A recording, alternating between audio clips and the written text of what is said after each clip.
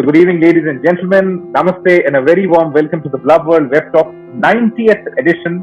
In the last 89 episodes, Blub World has hosted more than 1,000 school leaders from across the world on this very platform to share their ideas, opinions, innovations, and what all amazing they're observing in the field of K-12 education. To put it very simply, what's going on in schools. We have talked about technology, we have talked about skilling, we have talked about what kind of talents do we need in the coming times and what do we need to teach in the coming times. In this series of talks, now with every new talk, we are inviting experts from different fields and phases of life. Some days back, we had the chairman of Business World magazine, Mr. Dr. Anurag Batra, come on the platform and share about media and the field of media and how would it impact education. Today, we have with us another amazing guest who will be sharing a very different facet of careers, a very different facet of professional life, and a very different facet of how do you keep traveling around the world while doing your job, and how does this change you as an individual, and what kind of professional challenges and comforts and discomforts do you face when you are in the Indian Foreign Services. A very warm welcome to the guest for today, the Honorable Ambassador of India to Romania, Mr. Rahul Srivastava. A very warm welcome, sir. Namaste and welcome to the platform. So, a very warm welcome to all the principals, school leaders, students who have joined in. For the next 60 minutes, we have Mr. Rahul Srivastava with us. So, I hope you enjoy the next 60 minutes asking him questions and listening to him. A very warm welcome, sir. Next voice is yours, and over to you for the first set of introductory talks. From you, a very warm welcome again to the Ambassador of India to Romania, His Excellency Mr. Rahul Srivastava. Over to you, sir. You're muted. You'll have to unmute yourself. Okay. Good afternoon, good evening, rather, everyone. Namaste. It's always a pleasure interacting with people, and a great pleasure when we have a lot of young people. So, while in India, of course, people keep on asking what is Indian Foreign Service. People have heard of other services, but not many people know of the Indian Foreign Service. So I thought maybe this is a topic because we have the younger generation who can know what the Indian Foreign Service is about. But before I talk about present of the Indian Foreign Service, I thought maybe I'll give you some background history of the Indian Foreign Service. September is a very crucial month. In the sense that almost 250 years ago, the year was 1783 and the month was September. It was then that the erstwhile East India Company, they thought that okay, we have a lot of dealings with foreign powers, so we should have a separate foreign department. That was the first time in September 1783 that it was thought that there should be a foreign department. After some more years, say around 1842, the setup of the East India Company had 4 departments. To start with the Foreign Department, and the Media Department, the Home Department, and the Finance Department. 4 departments were there. But when they had these 4 departments, for them foreign meant 2 kinds of work. One was actually foreign, the way we understand it, dealing with foreign powers. But during the East India Company, for them foreign meant European powers. So the Foreign Department had actually 2 departments. One was Foreign Department with European powers, and the other was the Political Department. For them, Political Department meant all the Asian powers, all the princely states. So those were the 4 departments.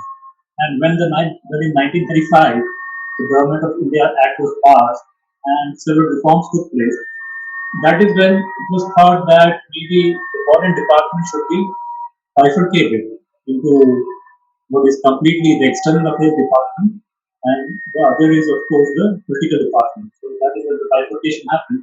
And the work that we see as of now, what the Indian Foreign Service does, or the Ministry of External Affairs does, it started around 1935. And after about 10 years more, in 1944, it was thought that, okay, we have a foreign department, but then shouldn't we have a separate service also to deal with external affairs?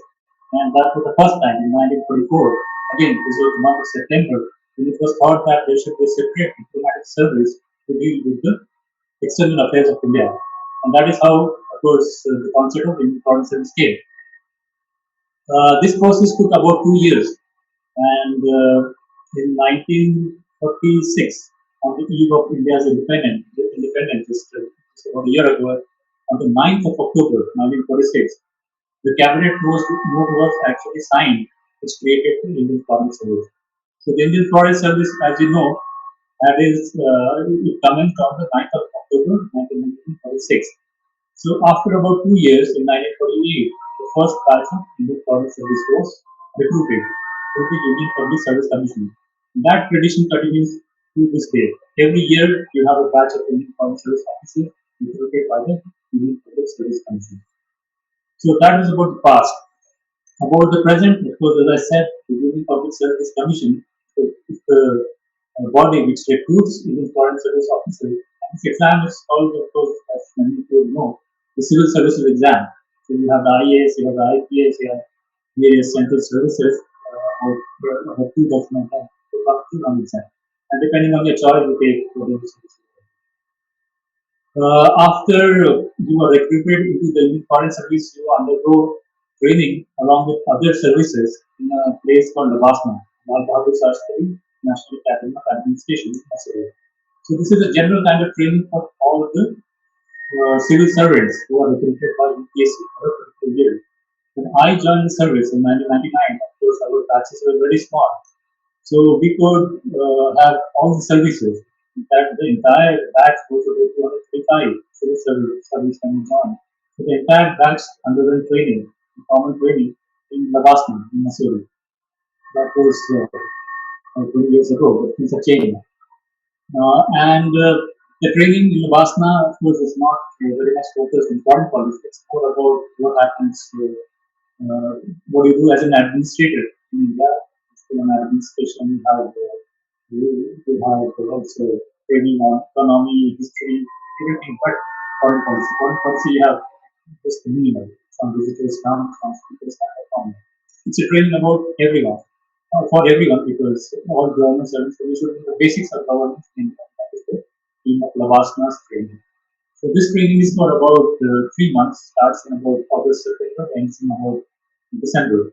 And thereafter, the Indian Foreign Service officers, they come to Delhi to get trained in foreign policy, the work of the Ministry of External Affairs, in what is now known as SSIFS, the Foreign Service Institute, which I just told you about, named after our former External Affairs Minister, Sushma Swaraj. SSIFS, Sushma Swaraj Institute of Foreign Service. So here, the training for the Indian officers, foreign service officers, is very focused. They undergo training on whatever is required of them as an Indian foreign service officer, which involves a lot of classroom training, of course. At the same time, lot of them they go to embassies to know about the working of the embassies. They also get attached to say the army, the navy, of the government agencies. Even a district attachment, they go and see how the district administration is done. So that is the training for about 6-7 months. When I joined, of course, our training used to be longer, about a year. After 6 months, it's not this attachment that the Indian Foreign Service officer trainings to go to. This happens in the Ministry of External Affairs. So the test attachment is again very small. It's about 6 or 7 weeks, and thereafter the Indian Foreign Service officers, again, it's part of the training, they go abroad to get trained on what is called the CFL, compulsory foreign language. Every Indian Foreign Service officer is allotted on foreign language, which is Chinese, Japanese, Spanish, Russian. So you go to an embassy abroad and then you study in the university. It's full-time language training. And it lasts for about a year or a year and a half, depending on what language you choose.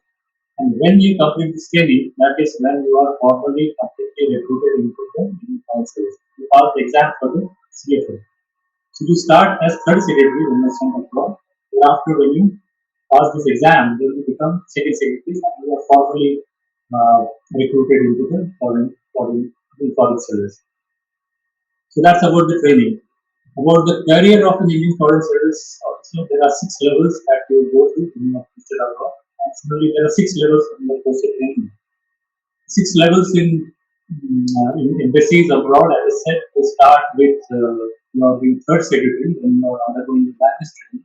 That's for about a year and or year and a half. And once you are confirmed and you pass the CFL, the compulsory foreign language training exam, then you become second secretary. So that's the second stage. After 6 years, you become first secretary. After 13 years, you become what we call councillors. After about 17, 18, or sometimes in 16 years, you become what is called ministry. And thereafter, the last rank is, of course, ambassador. So these are six stages that we go through when you go abroad. The stages in India, we have you are posted as under secretary. There's a kind of a disparity because in many countries you are posted as first secretary, second secretary. The designation that you have abroad are the designation that you have back at home. But in the Indian system, it's a bit different. Because when you are posted abroad, our rank is the same as what our counterparts in the IAS or police services or central services we have when they are posted in various ministry. So we begin as under secretaries, and after about 9 years, if you are in India, we become what is called deputy secretary. Then about 13 years, we become what is called director. After about 16, 17 years, we become what is called a chancellor. In other countries, the joint secretaries are called director generals. So you are heading a department in the ministry. And thereafter, the next level is additional secretary, and the highest level that we reach is the secretary level. As secretary, we had a ministry in the Ministry of External Affairs. The first among secretaries is the foreign secretary. So these are the six stages that we have in embassies abroad. And at the same time, six stages when we proceed to the ministry back at home. So what are the functions of an Indian Foreign Service officer? Well, the functions are several, but then I thought that we will talk about just list some five or six functions that we primarily do. So the first function is, of course, as an Indian Foreign Service officer, you represent India in its embassies, high commissions, consulates, and permanent missions to multilateral organizations like Visual and abroad. You protect India's national interests in the country you are posted. You promote friendly relations with the receiving state as also with the people, including with MRIs and PIOs, people of Indian origin. You report accurately on developments in the country of posting, which are likely to influence the formulation of India's policies. You negotiate agreements on various issues with the authorities of the receiving state. And finally, of course, we do consular work, which is consular facilities to foreigners and Indian nationals abroad. So these are the broad functions that we as IFS officers or diplomats, diplomats posted abroad we do. About the structure of ME in the Ministry of External Affairs, this is the structure which is true of all the foreign ministries. We have what are called territorial departments. In our case, we of course call them divisions. The territorial departments look after geographical entities, which is in particular countries. The territorial departments are the one which deal with countries. Thereafter, you have other functional departments. Functional departments might be some department like the one which deals with the United Nations or some multilateral work or say climate change, counterterrorism. So these are functional departments. And within functional parts of the school department, protocol provide support. This is abroad, so you have political the heart of the mission, which is responsible for data countries. Thereafter, we of course we have a commercial wing, we will have a consular wing, we will have a cultural wing, we will have a defense wing, and depending on how big the embassy is, you can have many departments or wings. There can be a separate railway wing, there can be separate science and technology wing. Some places will have education wing, some have a state. Mostly we have 4 or 5 departments or wings, as I said, political, commercial, consular, culture, and administration. These 4 or 5 departments are there in the embassy. So this is the structure of the embassy and also the ministry. As I told, 3 kinds of divisions: the territorial, the functional divisions, and the support divisions. The strength of the Indian Foreign Service, we are a very small diplomatic service. In fact, if you compare in terms of the size of the country, we are one of the smallest services. Maybe we are the smallest in terms of population. We would have about 1,000 uniforms offices. But at the same time, the ministry itself is not very small because unlike many other foreign ministries, we have a lot of support staff. So the total ministry would be about, ministry strength would be about 4,000 or maybe even 4,500, including also ministries abroad. We are slowly expanding, of course. We are not present in all countries of the world. It will take some time. And of course, the biggest limitation is that we don't have enough offices. But even last year, we opened about 8, 10 missions in Africa. We opened more missions in other countries. I think these Pacific Islands are Latin America happened over the years. Every year, about 30 to 35 IPS officers are recruited, and that is how our numbers are growing. Because when I joined the service, there were just 9 of us. That number was too small. So that number is slowly increasing, and that provides us increased strength to open new this work. I think I'll stop there because I've spoken for exactly about 15 minutes, and I'll be happy to take questions. You can ask any question. There are no wrong questions. There can be. Thank you so much, Rahul sir, for such an extensive introduction of the Indian Foreign Services.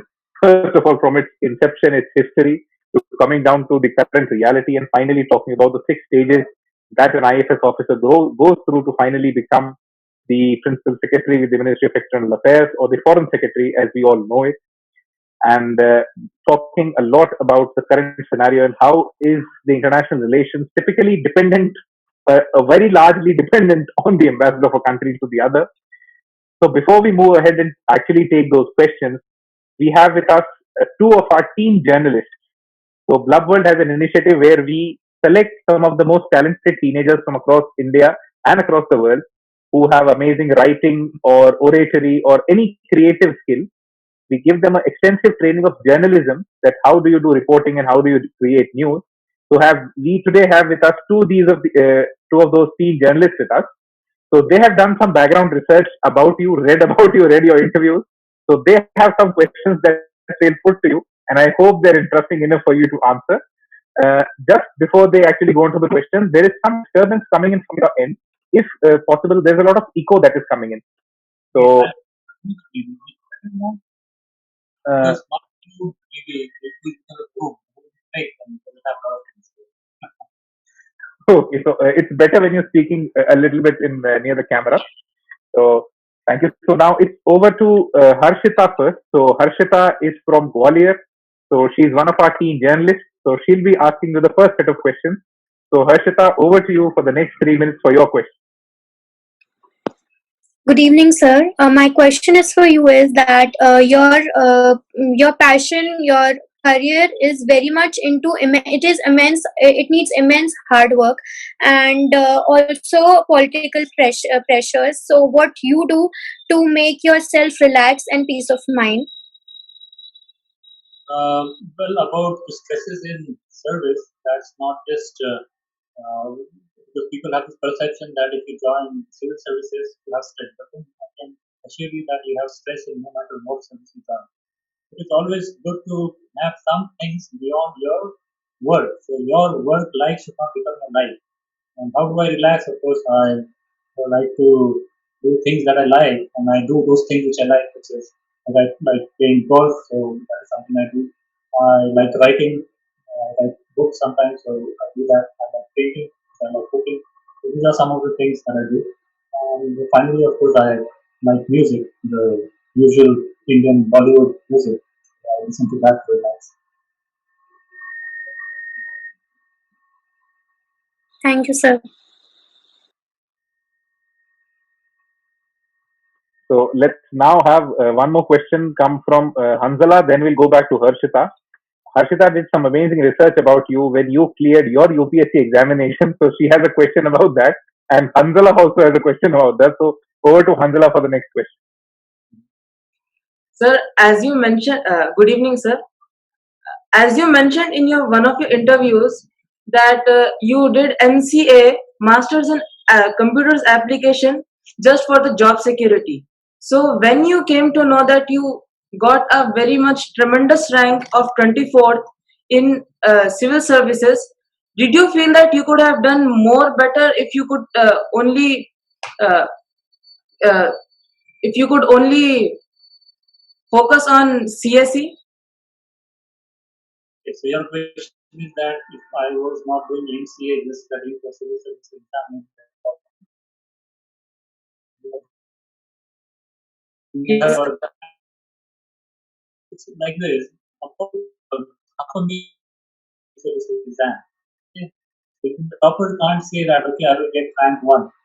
So there's no guarantee if I had studied, I have got a worse. I think my aim was to get service. No matter what rank I got, once I got into foreign service, I think that's good enough. The first challenge I faced was they were when you have a lot of choice, then you don't know what actually to select. And when I talk about choice, it's about the study material. Revise the usual guides every time. Uh, Wrong word to say, but mug them up. That is UPSC requires, and then you just pass the exam by learning them by heart rather than trying to become a genius on maths. As one of my optional maths that was chemistry. And so I understood after a year or so that I should get some easy guides which helped me pass this exam rather than wanting to become a genius like Einstein on maths and chemistry. So that should be started. So that was my first challenge, finding out exactly what should be the right study material. The other challenge was, of course, as Hanzala said, I was also studying for MCA, which is also not very easy. And every semester we had a lot of study to do. So, studying for UPSC and studying for MCA, that was the second challenge that I faced. What is my mantra for those who are preparing? My mantra, and this I keep on writing on fora also I tell people, is have a strategy. I mean, if you are preparing for civil services, which will appear in say 2 years, I think 2 years is a good time. Get the usual study material from the market and repeat them. You learn them by heart and then have a strategy and go and tackle the exam. You don't have to become a genius on or an expert on a particular subject to crack the exam. Make it simple and it's possible. Good Thank you, evening, sir. sir. Yeah, I would like to ask you a question. As far as I know, that each IAF officer learns one foreign language before he or she is confirmed into the service, right? So, as an educator, I'm actually the principal of an army pre-primary school, married to an army officer, in fact. So, like, we keep moving from one place to another. So, since you are an IFS, so I just want to know that can our education system have a foreign language in our studies too, so that the students preparing for IFS exam at least don't have to face this thing later. If from the very beginning they are learning a foreign language, it will be much easier for them at this stage. Uh, well, if you know a language before you appear for the civil service exam or get into ITS, it helps. But your CFL will not be dependent on that language. For example, I knew German before I joined the service, and I chose Russian. I could have, of course, taken German, that's a different thing. But it may have so happened that during my year we don't have German. And of course, what language you know or learn has no relation to what language you get in the foreign service. So those are two different issues. But yes, in several of the schools in India, I saw that we do offer foreign languages. When my children they have just come back from Delhi, and when my children were in Delhi, their foreign language was Spanish because several schools do offer, but as I said, if you know a foreign language, your life may be easier when you are in the foreign service you're posted in that country. The Ministry of External Affairs does not take that into consideration. Your knowledge of a foreign language does not influence the CFL language. Okay, thank you. Thank you. I have a question Rahul ji for you. आपने अभी करीबन करीबन 5-7 देशों के अंदर आपने India का representation कर दिया. इतनी जगहों पर यू हैव बीन देयर. आपको हर जगह के बच्चों में क्या फर्क दिखता है? इतने देशों के बच्चों में, इतने देशों के एजुकेशन सिस्टम्स में आपको क्या फर्क दिखता है? यहाँ के तो बच्चे बच्चे ही होते हैं. Everywhere they are the same. But one thing, of course, in general, I can compare from my generation is that, of course, the children of the newer generation, they are more homebound. Because our times, our parents had to pull us inside, and now parents have to pull out the children outside. You have to go outside and do something. In our time, it was different. And this is not just a phenomenon in India. But yes, Really, but the other thing I see is that children don't have to work. The younger generation has, maybe they are better fed, they have better knowledge, they are more active in general. तो they're better fed, ये बात बहुत सच है। अब तो खैर शायद बच्चों को ही नहीं, पेरेंट्स को भी घर से बाहर निकालना चैलेंज हो गया है आफ्टर द लॉकडाउन, क्योंकि लोगों ने अपने प्रोफेशन को मॉड्यूलेट कर लिया है कि हम घर से ही काम करते रहे। तो the next question that I have for you is, इतने कंट्रीज में आप रहे, आपने इंडिया का एज अ नेशन रिप्रेजेंटेशन किया, आपने हर जगह मीडिया हैंडल हमेशा किया होगा, मीडिया से बहुत इंटरेक्शन आपका रहा होगा। तो जो मीडिया प्रोफेशनल्स इंडिया में आपको मिलते हैं और कहीं और दुनिया में मिलते हैं, उनमें कोई आपको कर्टसी का फर्क, कंटेंट का फर्क, या कौन सा फर्क एकदम ऑब्वियसली दिखता है? Again, as I told about children, they are the same everywhere, same for journalists also. You know, whether you're a diplomat from India, whether you're a diplomat from Russia or Mexico, you are in a particular environment and you are doing a particular kind of work. So no matter which country you are from, your focus will be always the same. So the journalists also, whether they are from India or whether they are from Romania or Venezuela, they have the same kind of focus, meaning they are looking for a story. So if something that sells is a story for them, so they'll be interested. Something that doesn't sell, it's not a story, people will not buy that story, so they are not interested. So journalists also, I think they are looking for a story everywhere, whether it's in India or whether it's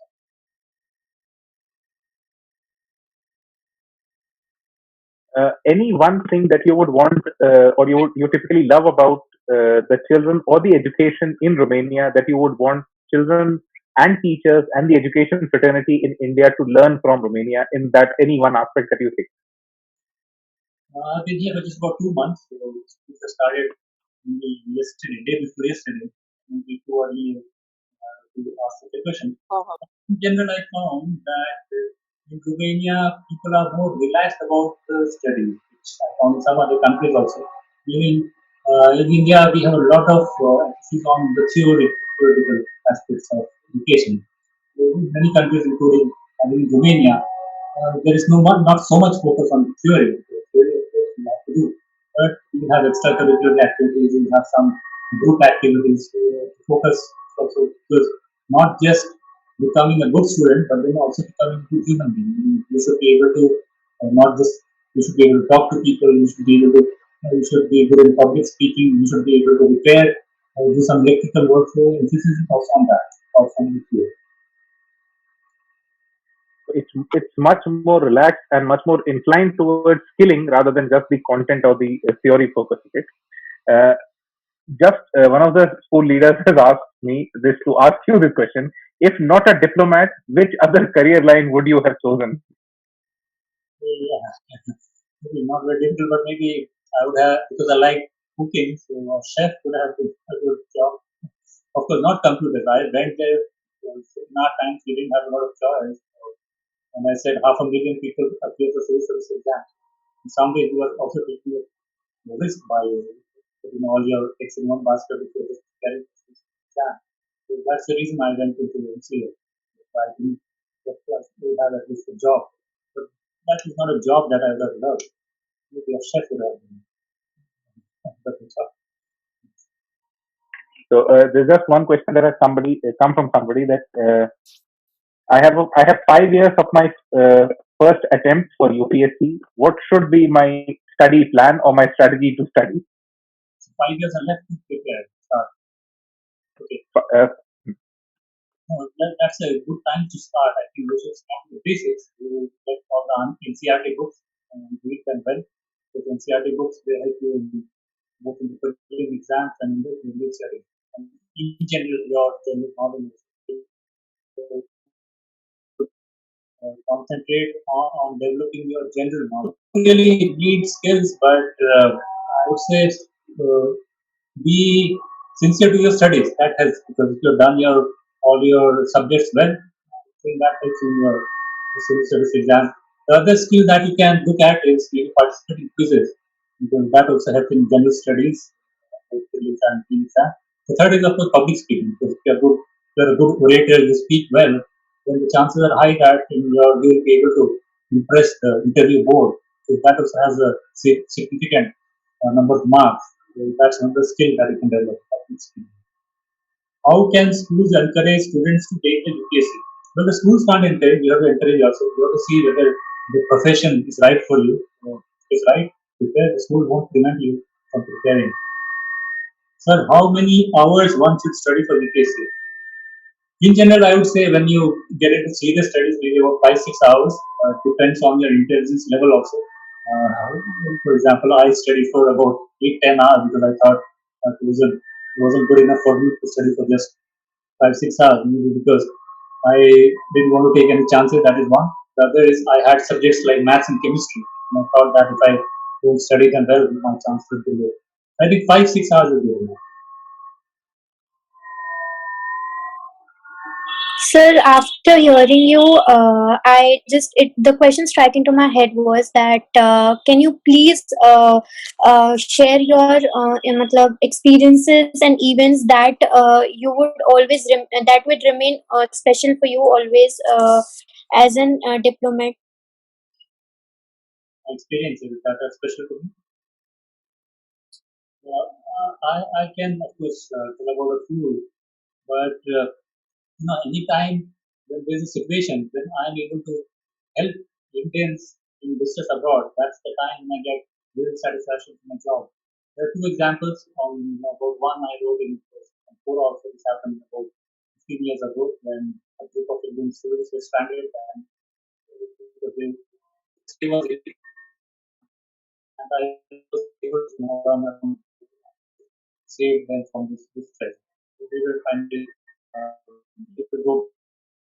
So that gave me a lot of satisfaction. A recent example is when I was posted in Venezuela, there's an island called Saint Martin, so that was also under my jurisdiction. And India had a 5 years. The entire island was devastated, and we had about 3,000 people of Indian origin on that island.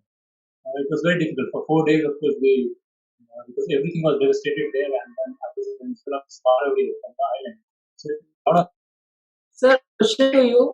What suggestions would you like to give to the future IFS officers to become an ambassador in a young age like you? Because you have become an ambassador in the age of 40 years, which is one of the youngest ambassador of India.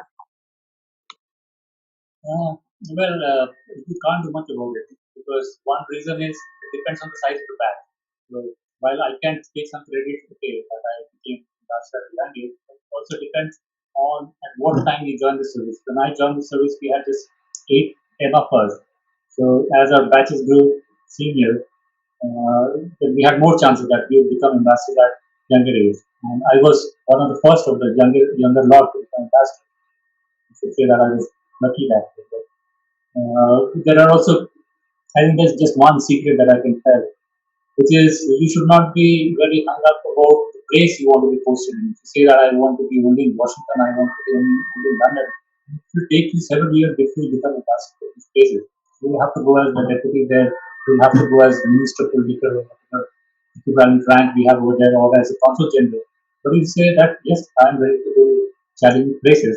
And I went to Venezuela, which is a very great country, but then the situation was challenging. So I said, yes, I would prefer a challenging situation. How I became ambassador to Venezuela. That's one thing that you can do to become ambassador. Thank you, sir. Thank you, Rahul, sir, for giving us so much of your precious time. The call is nearly coming to an end. And first of all, my most sincere apologies for the technical issues that have been happening during the call, because there's some major technical issue at the hosting end. So I think Dr. Prerna Mitra has a question. Let's take that as the last question. Prerna ma'am, you wanted to ask something? I have good evening, sir, and good evening, Mr. Daksh. And it's always a pleasure listening to Mr. Daksh. And sir, you are a great source of inspiration. Sir, I have seen and heard how you have grown up in that young age and reached up to that level. It's really inspiring for all of us. Sir, my question, which I've already put in the chat box. Firstly, like as a school leader, since I'm the principal of Army School Lucknow, so as a school leader, we are only bothered about the academic performance of the students. And we are right now, in our own cocoon, and we do not want to explore the world. So, what activities would you suggest as a student exchange program? This was my first question, which I've already placed in the chat box. And second question is, we also have some special children in the school. Like in the schools of Romania, if you find that, what are the activities which are conducted during this online session for such children who are gifted? So this question is for you, sir. Two questions.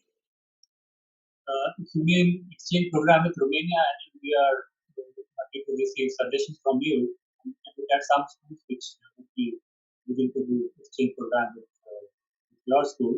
Of course, the general, because I have not seen school exchange program in Romania.